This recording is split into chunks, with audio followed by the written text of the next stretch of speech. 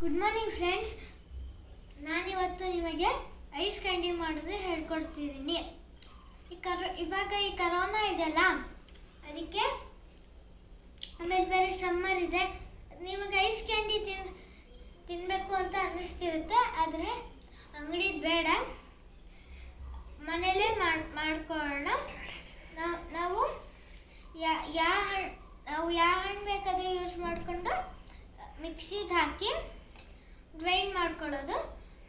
ಆಮೇಲೆ ಗ್ರೈಂಡ್ ಮಾಡ್ಕೊಳ್ಳೋದಕ್ಕೆ ಮುಂಚೆ ನಾವು ಸಕ್ಕರೆ ಹಾಕಿ ಗ್ರೈಂಡ್ ಮಾಡಿ ಆಮೇಲೆ ಈ ಐಸ್ ಕ್ಯೂಬ್ ಹೋಲ್ಡರ್ಗೆ ಹಾಕೋದು.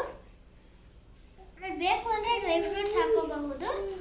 ಆಮೇಲೆ ಟೂತ್ ಪಿಕ್ನ ಕ್ಲೀನಾಗಿ ತೊಳೆದು ಇದಕ್ಕೆ ಹಾಕಬೇಕು. ನಾನು ತೊಳೆದು ಆಗಿದೆ. ಆಮೇಲೆ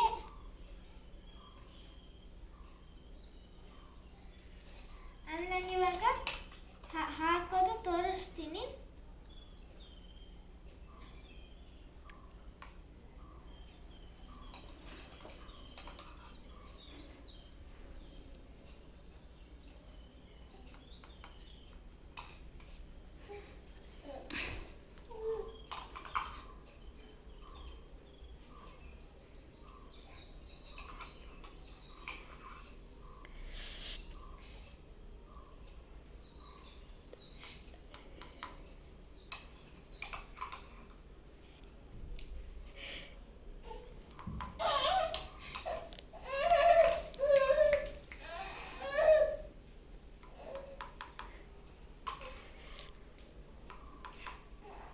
ಆಮೇಲೆ ಟೂತ್ ಪಿಕ್ನ ಹಿಂಗೆ ಇಡಬೇಕು.